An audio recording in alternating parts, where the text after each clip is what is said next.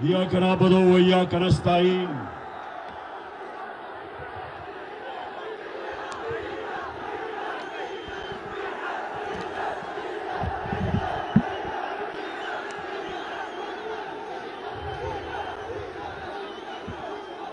कनक 4 साल पहले मैंने यही जलसा किया और जब मैंने जलसा किया, मैंने जब करक के नौजवानों का जज्बा और जुनून देखा तो मुझे पूरा इत्मीनान था कि हमारा जो ये नौजवान शायद खटक के इलेक्शन जीत जाएगा। करक, आज मैं आपके पास एक बड़ी वजह से आया हूं। ना करो ये। एक वजह से आया हूं कि हमारे मुल्क में एक बैरूनी साजिश के तहत पाकिस्तान के बड़े बड़े डाकुओं को हमारे ऊपर मुसल्लत किया गया है। और करक,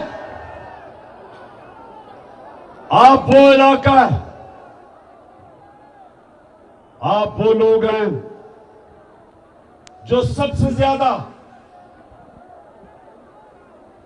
ला इलाहा इल्लल्लाह का मतलब समझते हो कि ये दावा कि अल्लाह तेरे सिवा हम किसी के सामने नहीं झुकते, ये हमारा दावा है। तो जब ये चोरों को एक बैरूनी साजिश के तहत हमारी कौम के ऊपर मुसल्लत किया गया, तो हम सबका फर्ज बन जाता है कि हम अपनी हकीकी आजादी की जहाद लड़ें, क्योंकि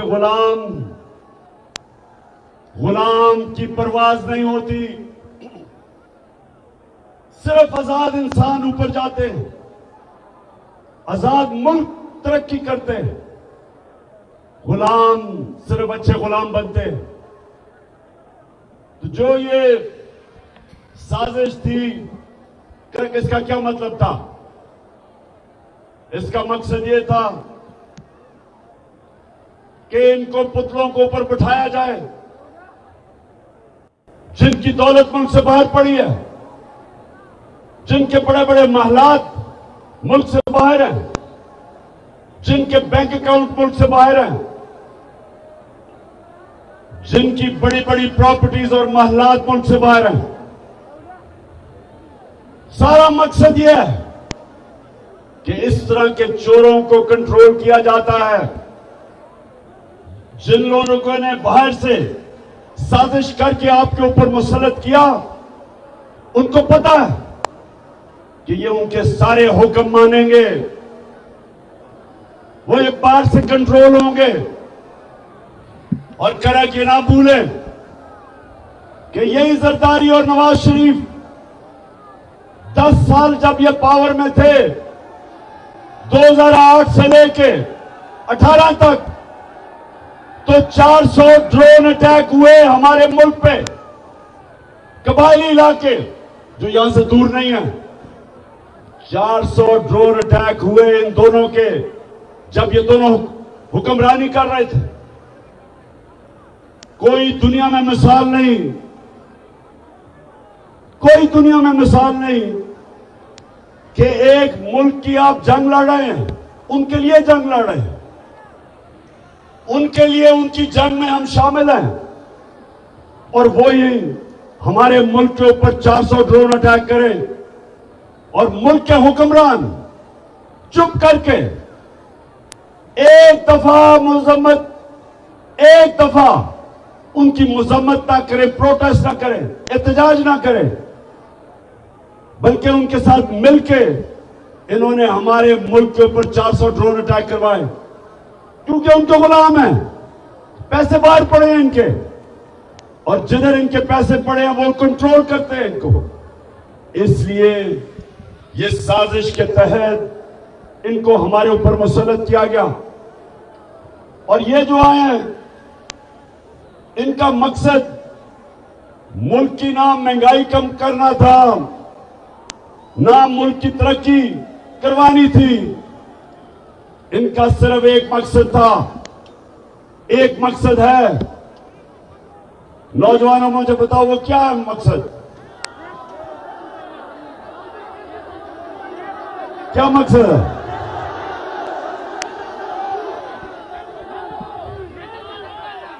एक मकसद है कि जो इन्होंने पिछले 10 साल मुल्क को लूटा, अब वो चोरी जो अरबों रुपए के केसेस थे, 1100 अरब रुपए के केसेस थे इनके ऊपर, 1100 अरब रुपया उसको माफ करवाना था, एनआरओ लेना था। इन्होंने एनआरओ लेना था और जिन्होंने बैरूनी साजिश की वो इनको पुतला बना के कंट्रोल करना चाहते थे ताकि पाकिस्तान को कंट्रोल किया जाए। इसलिए करक नौजवानों, आपने मेरा साथ देना है और मैंने इनका मुकाबला करना है। मेरी नजर में एक दफा ला इलाहा इल्लल्लाह आपके दिल में चला जाता है, आप कभी भी किसी की गुलामी नहीं करते। इन चोरों की गुलामी से करने से बेहतर मर जाना है। अमेरिकनों के गुलामों की गुलामी करने से बेहतर है कि इंसान जिंदा ही ना रहे। इसलिए मैं इनका मुकाबला करूंगा। और नौजवानों, आपने मेरे साथ चलना है। हाथ उठा के बताएं मुझे नौजवानों।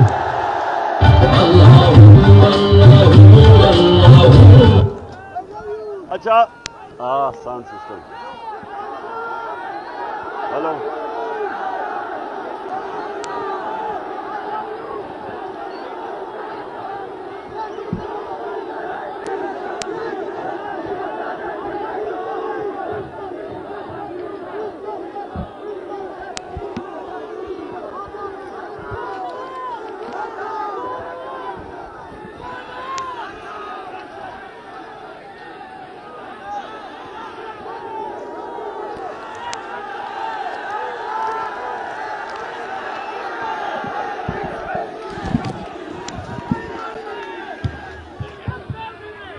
हाँ जी,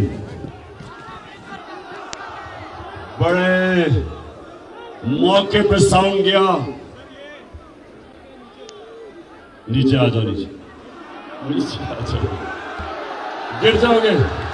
अच्छा सुनो, करक।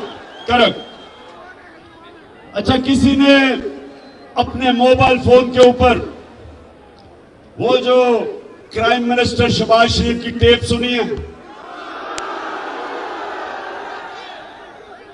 अब ये जरा मैं अपनी कौम को बताना चाहता हूं कि मेरा मौला अल्लाह सच का खुदा है, अल हक है। उसका वादा है कि थोड़ी देर के बाद थोड़ा सब्र करना पड़ता है, लेकिन सच हमेशा सामने आता है। अब वो क्या चीज उसमें टेप में आई? इसमें 3 चीजें खास तौर पे सामने आई। पहली चीज कि मरियम का दामाद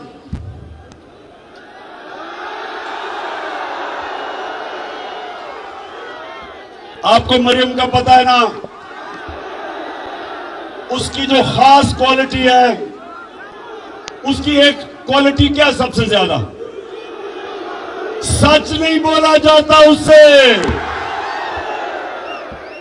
लंदन तो छोड़ो, पाकिस्तान में भी बेचारी की कोई प्रॉपर्टी नहीं है। अब वो अपने दामाद के लिए, ये जरा गौर से सुने करक, अपने दामाद के लिए हिंदुस्तान से पावर प्लांट की मशीनरी पाकिस्तान इंपोर्ट करवा रही थी, आधी आ गई है और आधी सिफारिश कर रही है कि वो आधी मशीन भी मेरे दामाद के पास ले आओ, क्योंकि उसके पास भी लंदन तो छोड़ो, पाकिस्तान में भी बेचारे के पास कोई प्रॉपर्टी नहीं है। तो इससे दो चीजें सामने आती हैं, एक नाजायज काम कर रही है, आते साथ ही इक्तदार के जरिए जात को फायदा करवाना, इसको करप्शन कहते हैं। करप्ट नौजवानों, जब भी कोई भी इक्तदार में बैठ के अपने जात को फायदा करवाता है, इसको करप्शन कहते हैं। आप इक्तदार में आके अपनी जात को फायदा नहीं करवा सकते, आप अवाम का फायदा करवाते हैं, अपना नहीं करवाते। तो सबसे पहले तो अपने दामाद का फायदा करवाने के लिए हिंदुस्तान से मशीनरी इंपोर्ट कर रही है। इससे ज्यादा बड़ी चीज कि हमने हिंदुस्तान से तजारत बंद क्यों की थी, मेरी हुकूमत ने की थी। क्यों की थी? क्योंकि हिंदुस्तान ने इंटरनेशनल कानून तोड़ा, यूनाइटेड नेशन सिक्योरिटी काउंसिल की रेजोल्यूशन के खिलाफ जाते हुए कश्मीरियों का जो स्पेशल स्टेटस था, स्टेटहुड, 5 अगस्त 2019 को उन्होंने वो खत्म कर दिया। उन्होंने कश्मीरियों का जो हक था कि वो अपनी जिंदगी का फैसला करें, रेफरेंडम या प्लेबिसाइट के जरिए, ये यूनाइटेड नेशंस सिक्योरिटी काउंसिल ने कश्मीर के लोगों को हक दिया था।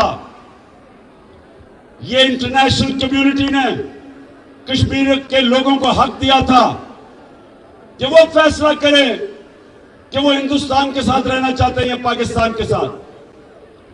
तो 2019 5 अगस्त को हिंदुस्तान ने यूनाइटेड नेशंस की सिक्योरिटी काउंसिल की रेजोल्यूशन की खिलाफ वर्जी की और उनका स्टेटहुड ले लिया। तब हमने तजारत बंद की, इसलिए हमने बंद की। अब ये हुकूमत, इंपोर्टेड हुकूमत, अब ये आके कोशिश कर रही है वो तजारत खोलने की, और अभी खुली नहीं है। लेकिन मरियम का दामाद गैर कानूनी तौर पे मशीन हिंदुस्तान से ले रहा है। तो सबसे पहले तो ये समझ जाओ, मेरे पाकिस्तानियों समझ जाओ कि इनके लिए इनका खुदा सिर्फ पैसा है, ये ला इलाहा इल्लल्लाह नहीं है। इनके लिए पैसा खुदा है। पैसे के लिए कश्मीरियों का भी उनकी कुर्बानियों को ये नजरअंदाज कर सकते हैं। उनकी लाख कश्मीरी शहीद हो चुके पिछले 30 साल में, लेकिन इनको नहीं परवाह, क्योंकि इनको सिर्फ पैसा नजर आता है। दूसरी चीज वाज़ेह हो जाए कि इक्तदार में सिर्फ पैसा बनाने आते हैं। जब भी ये इक्तदार में आए, मुल्क के कर्जे बढ़ गए और इनकी दौलत बढ़ गई, मुल्क मकरूज हो गया, ये और इनका सारा खानदान अरबोपति बन गया। और तीसरी चीज से ये भी पता चलती कि यहां चले एक आदमी करप्शन कर, नवाज शरीफ ने बड़ा पैसा बनाया, लेकिन मुसीबत यह है कि इनका इतना बड़ा टब्बर है, वो सारे पैसे बनाने पे लगे हुए हैं। बेटे पैसे बनाने के लिए, दोनों बेटे नवाज शरीफ के आज लंदन में बैठे हैं और कहते हैं हम पाकिस्तान के शहरी नहीं हैं, हम तो बरतानिया के शहरी हैं। तो करे कि क्यों कहते हैं? बताइए क्यों कहते हैं? बाशऊर करे के लोगों बताओ, ये क्यों कहते हैं हम पाकिस्तान के शहरी नहीं हैं?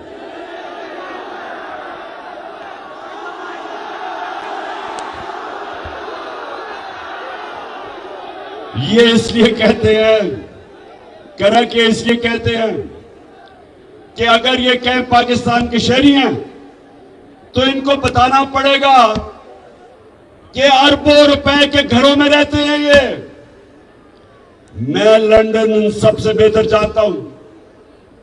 जिस इलाके में इनके घर हैं वो सारे लंदन का सबसे महंगा इलाका है, और लंदन यूरोप का सबसे महंगा शहर है। ये उस इलाके में रहते हैं जिधर बर्तानिया का प्राइम मिनिस्टर भी नहीं रह सकता। ये चोरी का आपका पैसा, इस मुल्क से पैसा चोरी करके वहां रह रहे हैं। और जब इनसे पूछो कि जी ये हसन शरीफ, ये जो हसन शरीफ है, ये आता हूं अभी मैं डीजल के ऊपर भी, पहले इसकी बात कर लूं। हसन शरीफ लंदन के जिस घर में रहता है उसकी कीमत 10 अरब रुपया है। 10 अरब रुपया। जब इससे पूछो कि जी ये किधर से आपके पास पैसा आया, तो कहता मैं तो जवाब दे नहीं हूं क्योंकि मैं तो पाकिस्तान का शहरी नहीं हूं। तो इसहाक डार ने भी बच्चे बाहर भेजे हुए हैं, शहबाज शरीफ के भी दोनों बेटे बाहर भाग गए, बड़े बड़े महलों में रह रहे हैं। तो समझ जाएं कि ये जो सारे मिलके, ये जो सारा टब्बर है, सारे पैसे बना रहे हैं। और जब ये इक्तिदार में आते हैं इनका मकसद सिर्फ पैसे बनाना है। जो कि ये जो टेप लीक हुई है इससे अब वाज़ेह हो गया कि अभी दामाद साहब ने भी पैसे बनाने हैं। मरियम को बहुत तकलीफ है कि मेरे दामाद को पैसे बनाने दो, उसको मुश्किलों में ना डालो, क्योंकि मरियम के पास तो बेचारी लंदन तो छोड़ो पाकिस्तान में भी कोई प्रॉपर्टी नहीं है। तो करेक्ट सुनो जरा, मैं ये क्यों आपको कह रहा हूं। सारी दुनिया में मैं फिरा हूं, अमीर और गरीब मुल्कों में क्या फर्क है? सबसे बड़ा फर्क यह है कि जो मुल्क अमीर होता है वह कानून की हुक्मरानी होती है। मतलब ये कि ताकतवर और कमजोर के लिए कानून होता है, और जो गरीब मुल्क है जिधर गुर्बत है उधर ताकतवर जब डाका मारे तो उसको एनआरओ मिल जाता है, और जो बेचारा सिर्फ कमजोर चोर जेलों में डालता है। मैंने जब जनरल मुशर्रफ के दौर में जेल में टाइम गुजारा आजाद अदलिया के लिए, तो पाकिस्तानियों ये याद रखो वहां कोई अमीर डाकू नहीं मुझे नजर आया, सिर्फ गरीब लोग नजर आए। लेकिन जब मैं पाकिस्तान की नेशनल असेंबली में गया बड़े बड़े डाकू नजर आए वहां। हमारा मुल्क का सबसे बड़ा मसला क्या है कि हम बड़े डाकुओं को नहीं पकड़ सकते। और कड़क मेरे नबी सल्लल्लाहु अलैहि वसल्लम ने कहा था, कड़क गौर से सुनो, दुनिया का सबसे अजीम इंसान, लीडर, अल्लाह का आखिरी पैगंबर, उसने तब 1500 साल पहले कहा था कि तुम्हारे से पहले बड़ी कौमें तबाह हुई जिधर कमजोर के लिए, वो अगर कमजोर चोरी करे तो जेल में, लेकिन अगर बड़ा ताकतवर आदमी डाका मारे तो वो माशरा उसको पकड़ता नहीं था। यही हो रहा है हमारे साथ। ये सारे जो चोर बैरूनी साजिश के तहत ऊपर बैठ गए, ये आपके सामने, सबके सामने चैलेंज आ गया है। अल्लाह ने हमें हुक्म दिया है कि जुल्म और नाइंसाफी के सामने खड़े हो। अल्लाह का हुक्म है। बस बस बस बस बस ओ बस ठीक है, बस बस इमरान खान दे नजर अरमान दे संगम शर्म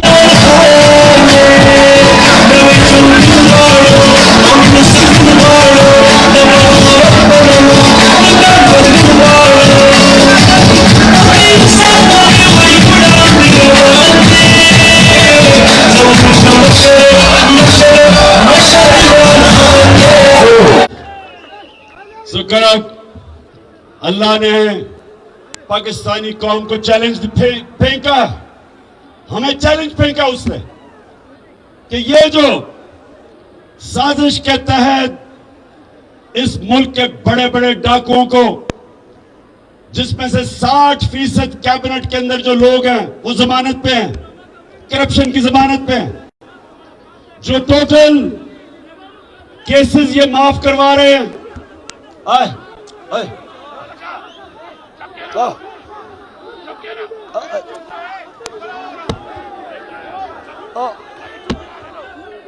बस बस बस बस बस बस सुने सुने सुने करक छोड़ दें आप इसको। बड़ी पता नहीं फिर कब मेरी मुलाकात होती है आपसे, तो सुने जरा, 4 साल के बाद आया हूं आपके पास। करक ये जो मैं हकीकी आजादी की तहरीक चला रहा हूं, मैं सारे पाकिस्तान जा रहा हूं और मेरी कोशिश है कि मेरी कौम इस फैसला कुन वक्त पे खड़ी हो।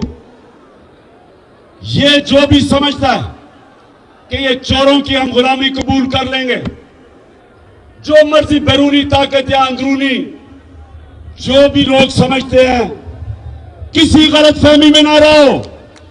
ये कौम फैसला कर बैठी है।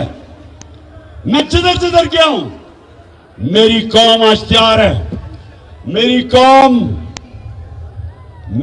कौम तैयार है निकलने के लिए। और मैंने अपनी कौम को, सारी कौम को बताया कि मेरी कॉल की इंतजार करो। कप्तान अब एक ऐसी प्लानिंग कर रहा है, 25 मई को हमने जब 25 मई को एक पुरअमन एहतजाज के लिए इस्लामाबाद निकले, तो इन्होंने हमारे ऊपर जुल्म किया और तशद्दुद किया। इन्होंने लोगों को जेलों में डाला, औरतें, बच्चे, फैमिलीज के ऊपर शेलिंग की। इन्होंने रात के 2-2 बजे तक, रात के अंधेरे में घरों के अंदर घुस गए पंजाब में। हमारे वर्कर्स को पकड़ के ले गए, ख्वातीन को, बच्चों को डराया। और जिस तरह की शेलिंग की इस्लामाबाद में और लिबर्टी चौक में, लाहौर में, इसकी कोई मिसाल नहीं मिलती कि फैमिलीज के ऊपर उन्होंने शेलिंग की। तो अब मैं तैयारी कर रहा हूं। मेरा प्लान है, वो जो मुजरिम कातिल राना सनाउल्लाह, उसका भी प्लान है, और शहबाज शरीफ का भी, और मेरा भी प्लान है। और इंशाल्लाह आप ये देखेंगे कि ये जो अब हमारी वारदात होगी इस्लामाबाद पे, ये आखिरी होगी और फैसला कौन होगी। लेकिन मेरे नौजवानों जरा सुने, क्योंकि मेरी कौम गैरतमंद है, मेरे लोग तकड़े हैं, हमारी कौम ताकतवर है। हमारे लोग अल्लाह में मानने वाले हैं। हमारे वो लोग हैं, हर मुश्किल वक्त पे कौम खड़ी हो जाती है। लेकिन ऊपर हमारे बैठे हैं वो लोग, आपने पता नहीं, खैर आपने तो नहीं देखा होगा, अभी शहबाज शरीफ न्यूयॉर्क गया हुआ है, उधर इसने एक इंटरव्यू दिया, एक औरत के सामने इंटरव्यू दिया, और इतनी मुझे शर्म आई कि पाकिस्तान का प्राइम मिनिस्टर औरत के सामने कह रहा है कि खुदा के वास्ते हमें पैसे दे दो कि पाकिस्तान तबाह हो जाएगा अगर पैसे ना दिए। हम अपने कर्जों की किस्तें वापस नहीं कर सकेंगे। उसको कह रहा है औरत को। मैं देख रहा हूं वो भी घबराई हुई है कि ये क्या कह रहा है। मुल्क का प्राइम मिनिस्टर, वो तो एक टीवी एंकर थी, उसे कहता है कि आप दुनिया को पैगाम दे कि हमारा मुल्क तबाह हो गया और हम कर्जे नहीं वापस कर सकते। मैं इसलिए अपनी कौम के सामने आज ये भी कहना चाहता हूं कि देखें, करके सुने मेरी बात, ये बड़ा इंपॉर्टेंट है आपके लिए। कभी भी कौम भीख मांग के, कभी भी कौम भीख मांग के ऊपर नहीं आई। कभी भी कौम अपनी गैरत मिट्टी में मिला के ऊपर नहीं आई। कभी भी कोई कौम जिसके अंदर कौमी गैरत नहीं होती, कभी वो ऊपर नहीं आती। आज तक अगर हम कर्जे लेके और दुनिया के सामने भीख मांग के, एड लेके अगर हमें तरक्की करनी होती तो अब तक कर चुके होते। 40 साल से हम एड मांग के गुजारा कर रहे हैं। जब अफगान जहाद हुई तो जब पाकिस्तान ने उनकी मदद की, या पाकिस्तान ने कहा कि हम जहाद में शिरकत करते हैं, तो ये याद रखें कि हमारे तब सरबराह ने पैसे मांगे कि हमें पैसे कितना में दोगे। जब 9/11 के बाद हम अमेरिका की जंग में शामिल हुए, फिर हमें सबसे ज्यादा यह था कि हमें कितनी इमदाद मिलेगी। डॉलरों के पीछे हमने सिर्फ इसलिए कि हमने अपने मुल्क को ठीक नहीं किया और पैर पर नहीं खड़ा किया, हम अपनी फॉरेन पॉलिसी अपने बजाय लोगों की बेहतरी के लिए हम दूसरों के लिए बनाते थे, ताकि डॉलर मिल जाए, इमदाद मिल जाए। और अगर इसी पॉलिसी के तहत अगर मुल्क में खड़ा होना था तो अब तक खड़ा हो जाता। लेकिन बदकिस्मती कि आज पाकिस्तान का वजीर आजम अमेरिका में जाके हर जगह पैसे मांग रहा है कि जी खुदा के वास्ते पैसा दे दो। वो है वो वाला कि मैं भीख मांगने नहीं आया। मैं सऊदी अरब से होके आया हूँ, मैं यूएई के होके, अभी मैं तुर्की होके आया हूँ। और मैंने उन भाइयों को कहा कि आप हमारे बड़े अजीम भाई हैं, हमेशा आपने हमारी मदद की। और मैंने यही कहा, जब मैं आया हूं तो आप समझे कि शायद मांगने आया, मैं नहीं आया, लेकिन मजबूरी है। हमारा जिस तरह माजी में 75 साल में आपने हमारा हाथ बटाया है, कुछ ऐसा आप हाथ बटाने का मैं वादा करता हूं कि इंशाअल्लाह हम पूरी कौम हम मिलकर दिन रात मेहनत करेंगे, पसीना गलाएंगे, अपने पांव पे खड़े।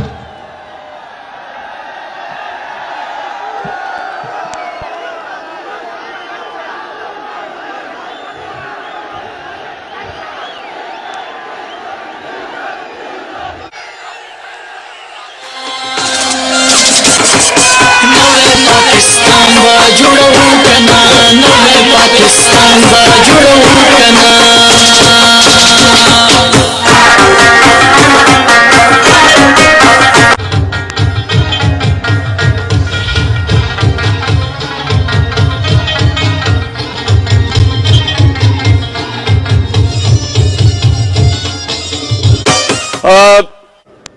कहता 75 साल से आप हमारी मदद कर रहे हैं। मैं मांगने नहीं आया, लेकिन मजबूरी है। आप इधर से निकल जाएं, कोई भी आपको मांगने वाला मिलेगा, वो सारे कहेंगे कि जी मैं बड़ी मजबूरी है घर में, इसलिए मैं मांगने आया हूं। तो मेरे घर के नौजवानों, मैं सिर्फ आपके लिए, नौजवानों के लिए खास तौर पे, कि देखें कौम कैसे खड़ी होती है। खुददारी से कौम फैसला करती है कि हमने अपने जोर पे हम अपनी दौलत में इजाफा करेंगे और मुश्किल वक्त में खर्चे कम करेंगे। जिस तरह एक घर होता है, एक घर में मुश्किल वक्त आ जाता है, घर पे कर्जे चढ़ जाते हैं, तो वो घर क्या करता है? सारे घर के अफराद मेहनत करते हैं, मजदूरी करते हैं, सब पैसा इकट्ठा करते हैं, खर्चे कम करते हैं और फिर अपनी आमदनी बढ़ा के अपने पैर पे खड़े हो जाते हैं। लेकिन अगर एक घर के लोग बार बार जाके लोगों के सामने भीख मांगते रहें और अपने पैर पे ना खड़े हो, वो अपनी इज्जत भी गवा देते हैं, अपनी आजादी भी गवा देते हैं। और अपनी गैरत भी गवा देते। इसलिए जो पाकिस्तान हम चाहते हैं, यहां से तो कोई लौटा नहीं हुआ यहां? अच्छा, कौन लौटा हुआ था पख्तूनख्वा से?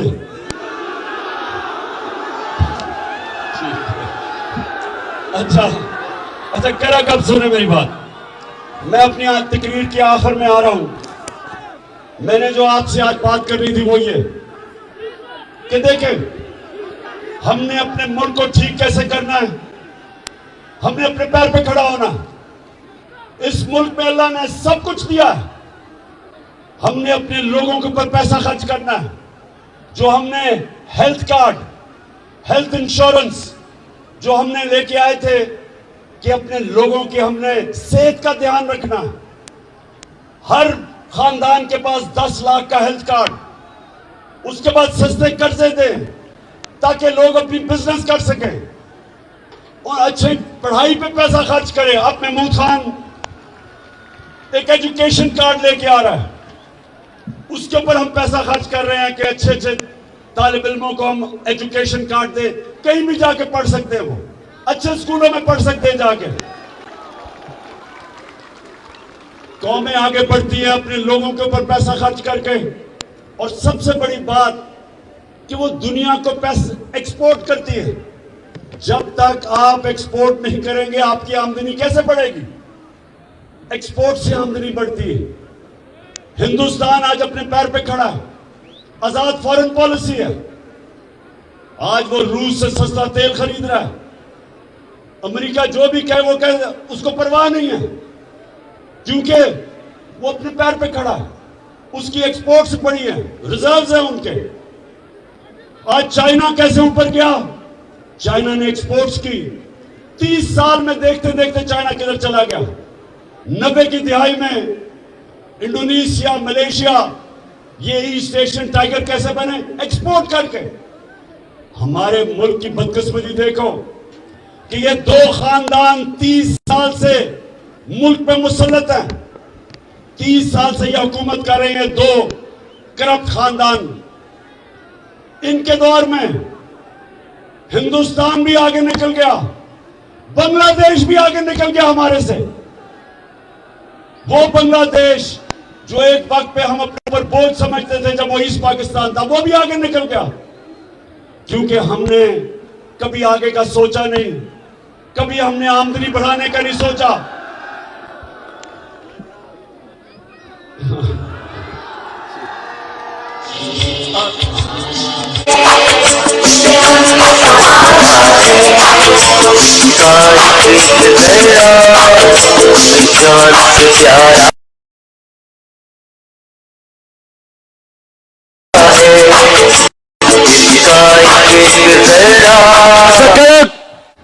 अच्छा करक, आप एक मुझे बताओ, आप काम पे टांगने वाली बिलावल को जानते हो? अभी अमेरिका में वो इंटरव्यू दे रहा था, तो उनको कहता कि जो इमरान खान है वो तो अपना आर्मी चीफ भी बनाना चाहता है, अपना आईएसआई चीफ भी बनाना चाहता है। बिलावल, तुमने अगर जिंदगी में 1 घंटा भी काम किया होता तो इससे ज्यादा अकल की बातें करते। 14 साल हो गए, उर्दू नहीं सीखी सही तरह। बिलावल, इमरान खान को ना अपना आर्मी चीफ चाहिए, ना आईएसआई चीफ चाहिए, ना अपना चीफ जस्टिस चाहिए, ना नैब का हेड चाहिए, ना अपना आईजी चाहिए। इमरान खान को मेरिट पे ये लोग चाहिए, मेरिट चाहिए। लेकिन तुम्हारा प्रॉब्लम क्या? बिलावल, जो तुम्हारा बाप जरदारी, उसको मेरिट के मतलब ही नहीं पता। अगर उसको मेरिट का मतलब पता होता तो आज तुम्हारी जगह इत्तेजाज आसन को लगाया होता, जो एक मंजा हुआ सियासतदान है, पढ़ा लिखा पॉलिटिशियन। उसका और तुम्हारा क्या मुकाबला था? और अगर मेरिट होता तो तुम्हारा सारा टब्बर आज इक्तदार में ना होता। और अगर मेरिट होता तो ये शरीफ खानदान का इतना बड़ा टब्बर सारे इक्तदार में, सारे अच्छा रिश्तेदार भी, वो भी इक्तदार में, इसहाक डार वो भी रिश्तेदार बन गया है। अब ये भी रिश्तेदार है मरियम का दामाद, जिसके लिए ये हिंदुस्तान से मशीनरी बुलाई जा रही है गैर कानूनी तौर पे। और दूसरी चीज, और मरियम क्या कहती कि ग्रिड स्टेशन बता दो मेरे वो दामाद की हाउसिंग सोसाइटी में। Grid station correct. Grid station का मतलब हर हाउसिंग सोसाइटी को अपना ग्रिड स्टेशन बनाना पड़ता है। ये कह रही है कि सरकारी तौर पे बना दो। सरकारी तौर का मतलब कि आपके टैक्स के पैसे से बना दो। और एक ग्रिड स्टेशन मैं तो नहीं जानता, कम से कम 70-80 करोड़ का तो आता होगा। 70-80 करोड़ का फायदा करवा दो मेरे दामाद को आपके पैसे से। तो इन दो खानदानों को तो मेरिट का मतलब ही नहीं पता। मेरिट, आज तक 10 साल पाकिस्तान का कप्तान रहा हूं, किसी टीम से पूछो कि मेरिट के ऊपर सिलेक्शन इमरान खान करता था या नहीं। शौकत खाना में पूछो, इंटरनेशनल स्टैंडर्ड का अस्पताल है, क्या मेरे कोई रिश्तेदार है वहां? नमन यूनिवर्सिटी देखो, मेरिट पे चलती है। आज तक कोई इदारा दुनिया में मेरिट के अलावा नहीं कामयाब होता। और ये दो खानदान, इनको मेरिट का मतलब नहीं पता।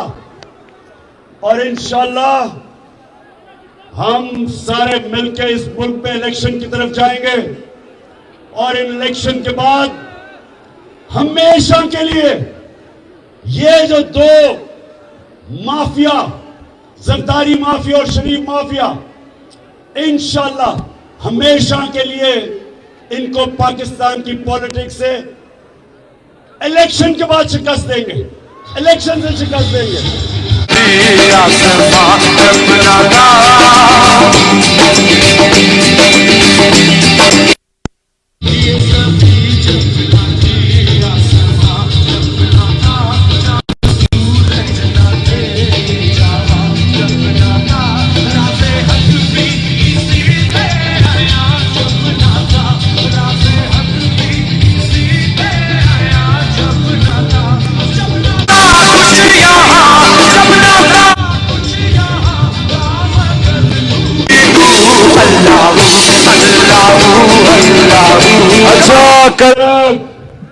अच्छा, अब मुझे नौजवानों,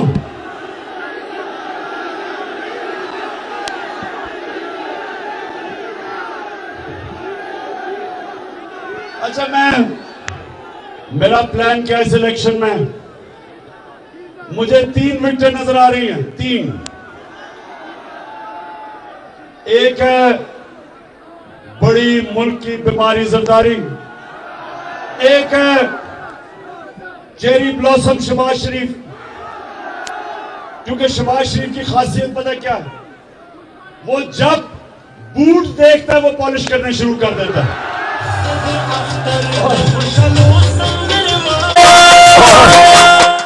और जितना बड़ा बूट उतनी अच्छी पॉलिश करता है वो। और तीसरी विकेट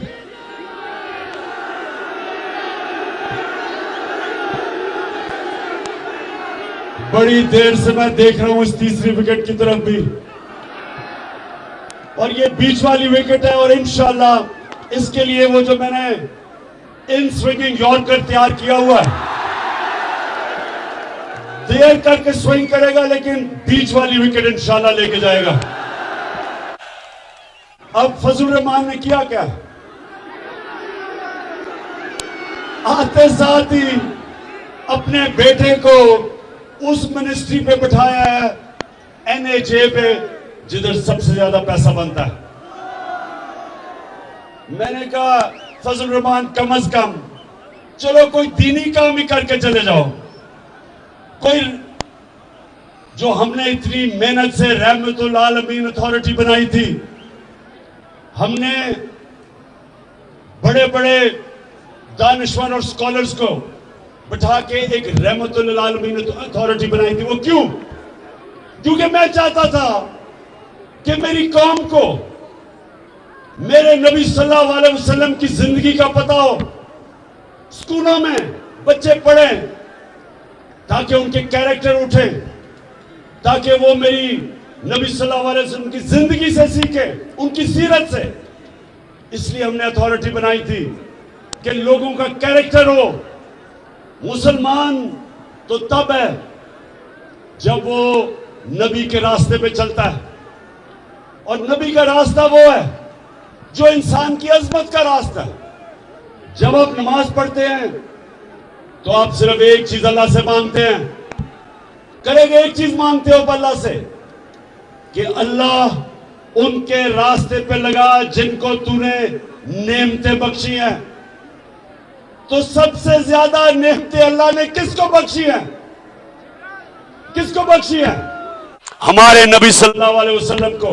हम उनका रास्ता मांगते हैं, और इसलिए हमने ये अथॉरिटी बनाई थी ताकि मेरे बच्चों को, मेरे नौजवानों को पता चले कि दुनिया की तारीख का कितना बड़ा इनकलाब आया था मदीना में।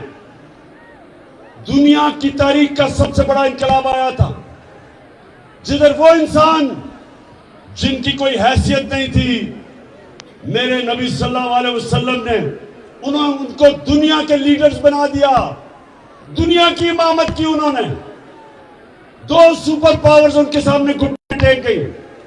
ये तारीख का हिस्सा है, और इसलिए अल्लाह हमें कहता है कि उनकी जिंदगी से सीखो। और इसलिए मैंने रहमतुल आलमीन अथॉरिटी बनाई ताकि स्कॉलर्स हमारे बच्चों का निसाब उसमें सीरत नबी सिखाएं, ताकि हमारे नौजवानों को पता हो कि वो इनकलाब क्या था, कैसे उन्होंने ज़ेन बदल दिए। फिक्री इनकलाब था कि इंसान बदल गए। जो मौलाना रूमी कहता है कि जब अल्लाह ने तुम्हें पर दिए, क्यों जमीन पे रींग रहे हो, क्यों चूंटियों की तरह रींग रहे हो? मेरे नबी सल्लल्लाहु अलैहि वसल्लम ने इंसानों को पर दे दिए, सब अजीम लोग बन गए, जो उनके इर्द गिर्द थे लीडर्स बन गए। और ये हुकूमत ने आके वो रहमतुल आलमीन अथॉरिटी बंद कर दी। इनको शर्म आनी चाहिए कि हम अपने लोगों की तरबियत करते हैं, कोशिश करते हैं कि उनके कैरेक्टर बड़े हों, अच्छे बुरे की तमीज समझे, अमर बिल मारूफ पे चले। अल्लाह का हुक्म है कि अच्छाई का साथ हो और बुराई के खिलाफ जहाद लड़ो।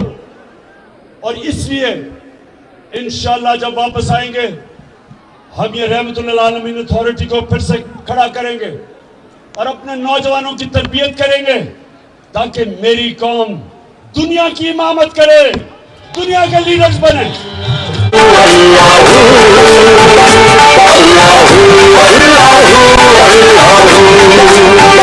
ये सभी जब न थी, ये जहां जब न था, ये सभी जब न थी, ये जहां जब न था, ये सभी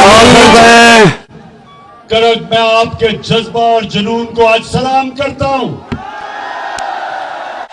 माशाअल्लाह, इस दोपहर की गर्मी में जिस तरह आपने, जिस शऊर से आपने मेरी बात सुनी, मैं अभी भी याद कर रहा हूं कि 4 साल पहले भी मैं आया था, तब भी मुझे एक बाशऊर करक के नौजवान नजर आए थे, और आज भी मुझे नजर आए हैं। मैं आपका शुक्रिया अदा भी करता हूं, आपको सलाम करता हूं। अल्लाह अल्लाह अल्लाह अल्लाह अल्लाह।